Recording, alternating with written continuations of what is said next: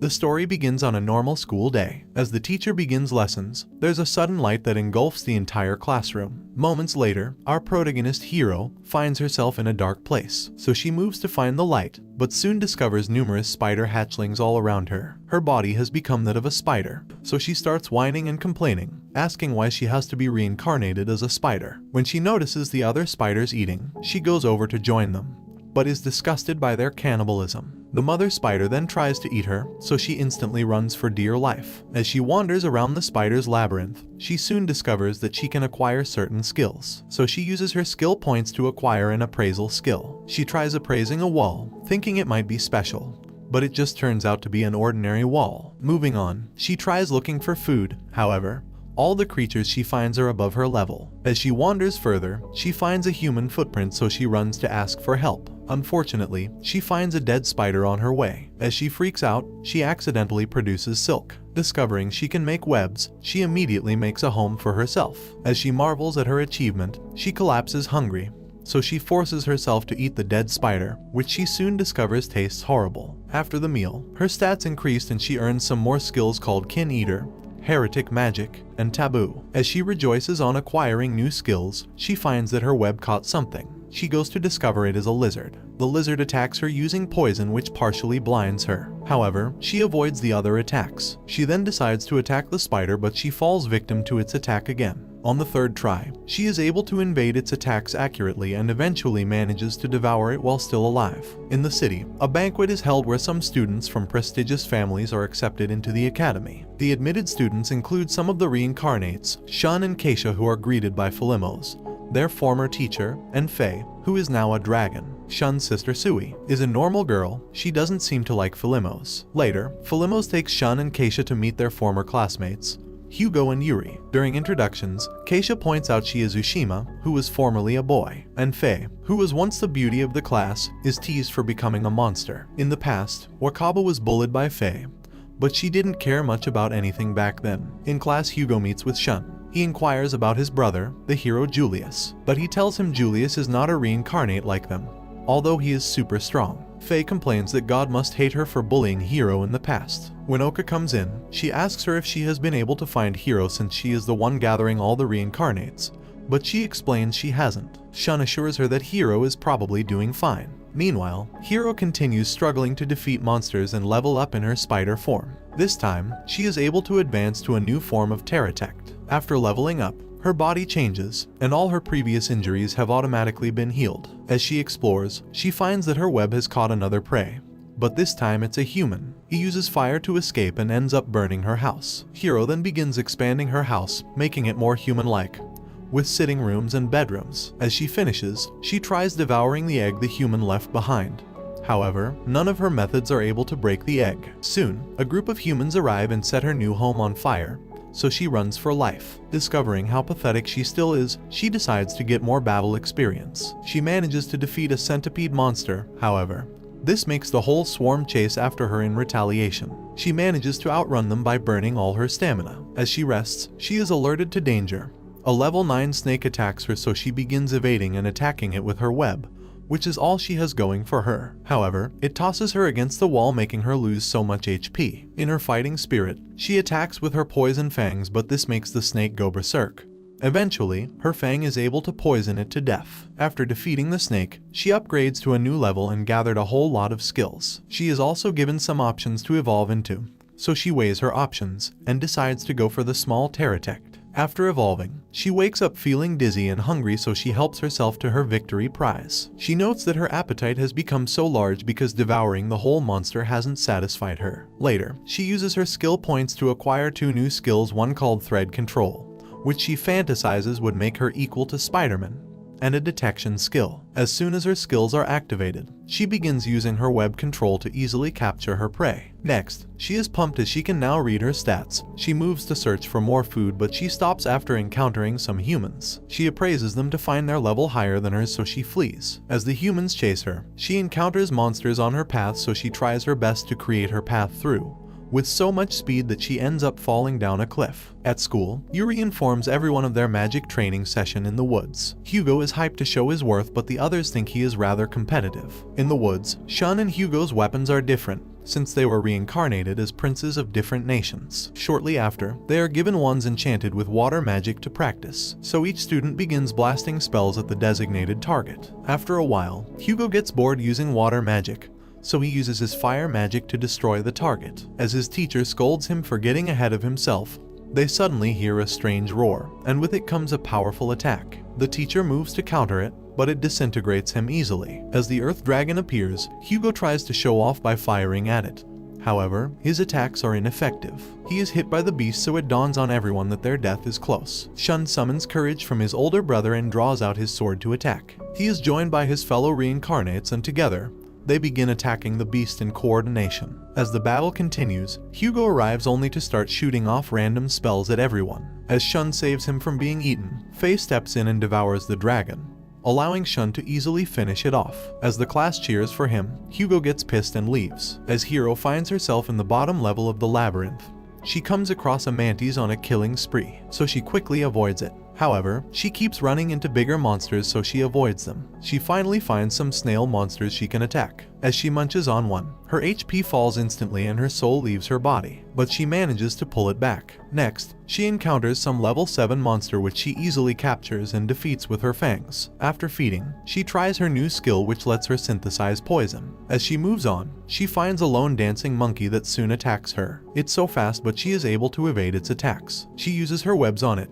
but because of its size, it shakes her off and ends up tangling itself on her web. She kills it and feeds on all of its flesh in a short while. As she rests, she is awakened by a group of angry monkeys seeking revenge. They begin throwing rocks at her as they climb up to meet her. She then uses her webs to defend against them, but they are incredibly persistent. As she thinks of a way out, she loses focus, which causes her a leg, although she revenges by poisoning it. In that pain, she luckily levels up her pain threshold skill. This heals her damaged leg, so she launches a full-scale web attack on the monkeys and ends up killing a lot of them. However, she is attacked by a new set of evolved monkeys who can throw bigger rocks. With her poison venom, she manages to attack some of the evolved monkeys until the last one. It sneak attacks her, biting off half of her abdomen. As she falls, she uses her last strength to defeat the monster with poison. Luckily, she levels up before hitting the ground. Hiro finds herself in the middle magma level. Here, she can't use her web because it burns instantly. The monster here also shoots fire from their mouths, so she makes a run for her life. She goes back to the bottom level to evolve her Terratect form. Admin then gives her a list of skills to acquire with her skill points. After observing the long list, she goes for Pride skill. This skill boosts all her other stats and unlocks abysmal magic. At the academy, Faye has gotten bigger and Shun notes that her status is bizarre. In class, everyone greets Shun since he saved them from the Earth Dragon.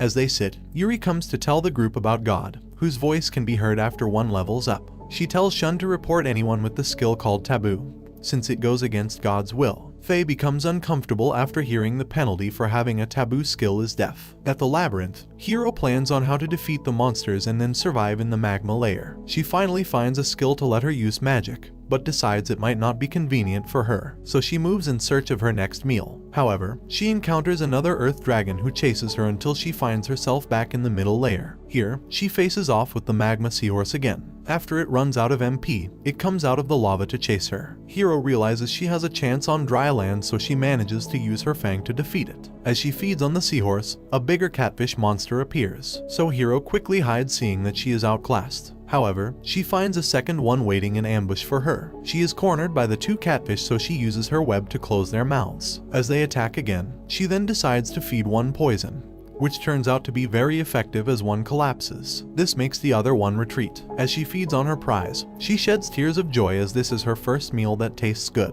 As Julius and his party defeat monsters in the labyrinth, he is told that they have to go further into the middle layer where they'd find their quarry. Hiro continues searching for another sweet catfish but couldn't find it.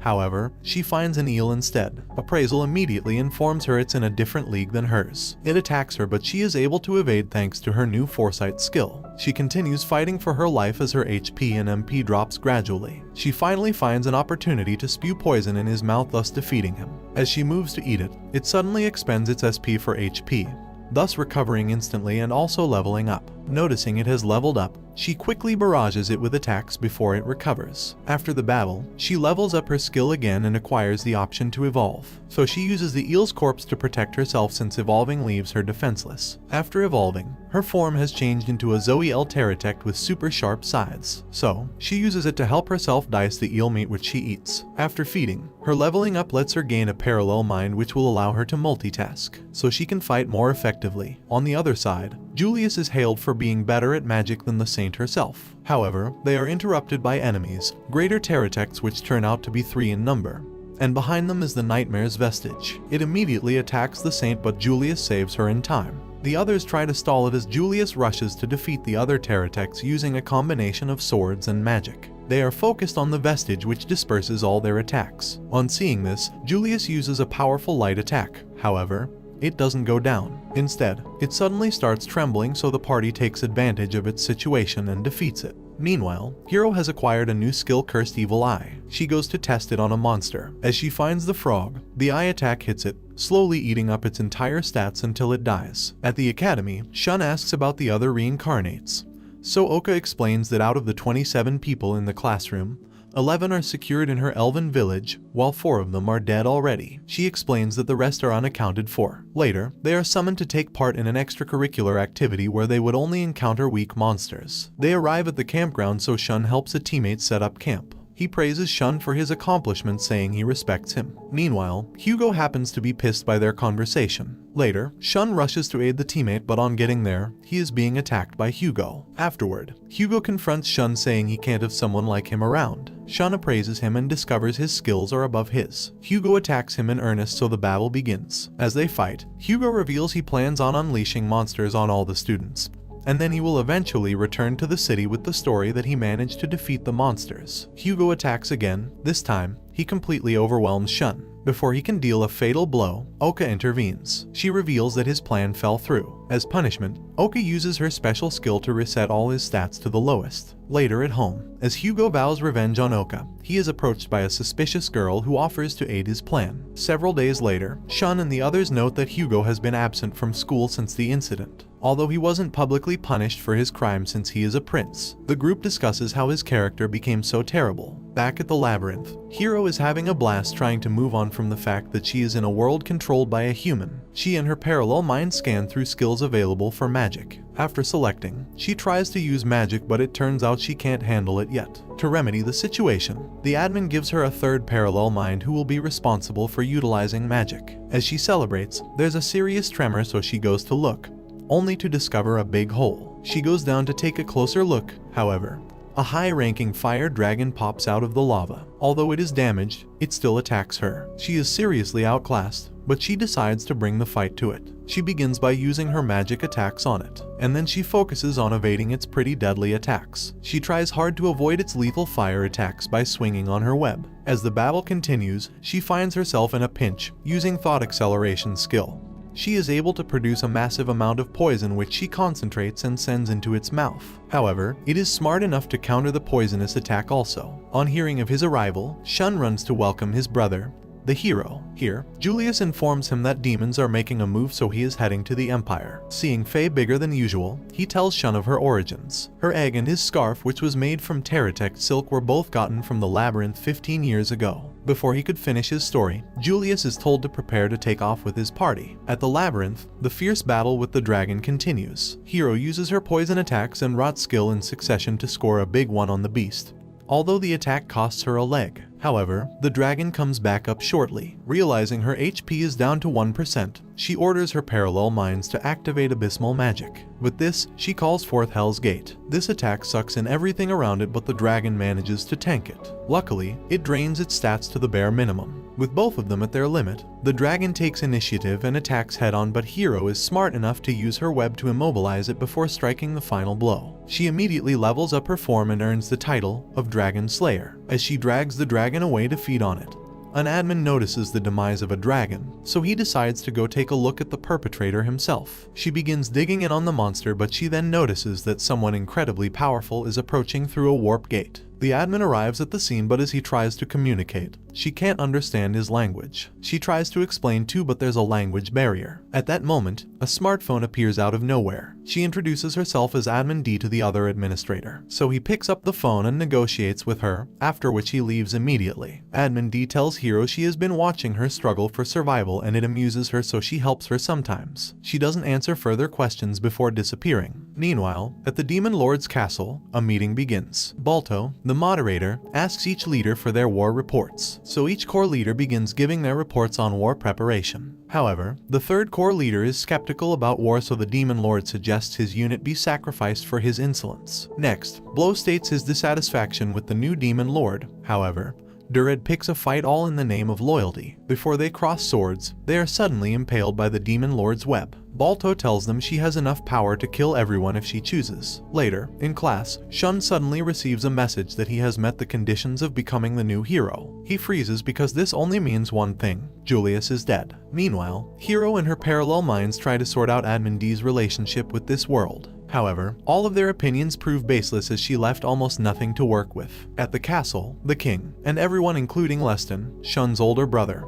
are devastated to hear the news of Julius' death. However, Siles, his other brother, has no time for grief. The king orders that they keep his hero status a secret for now. Just then, a messenger enters to inform them that the demon army has conquered 8 fortresses already. He further reports that the only fortress left standing is that of Master Ronet. After the report, the king also tells his sons to keep Julius's death a secret. He then orders Shun to leave the academy and begin training as a hero in secret. At Master Ronet's fort, his men praise his power, noting they only survived thanks to him. However, Master Ronet tells a story dating back 15 years ago in the labyrinth. Here, he and his party were on an exploration. Although he goofed around, Buirimus reminds him that they are here to investigate a new monster that drove the other natives out of the labyrinth. As they arrive at a spot it was sighted, a party member suddenly gets stuck, so Ronet orders them to cast light in his direction. Here they notice a lot of threads, but the threads are so strong that he has to burn them with fire. Shortly after destroying its home, the Pteratect arrives. On seeing it, Ronet is shocked by its aura. The monster jumps down and uses appraisal on him. Ronet, on realizing this, tries to do the same.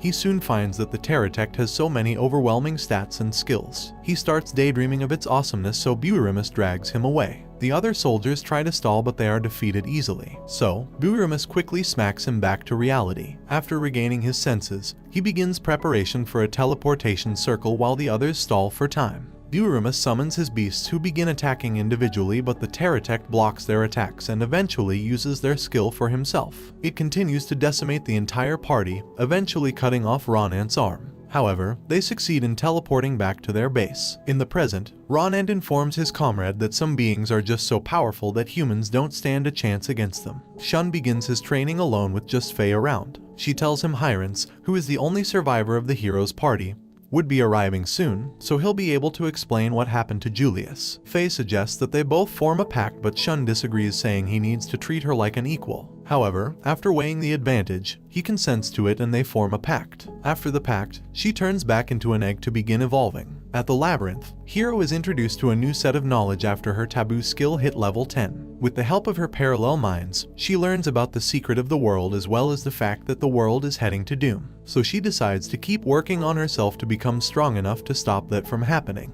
To do that, slaying the strongest monster in the labyrinth, Araba, comes to mind. Although she freaks out because of the trauma she once had from just being in the presence of Araba. So she heads to the lower level to scoop Araba.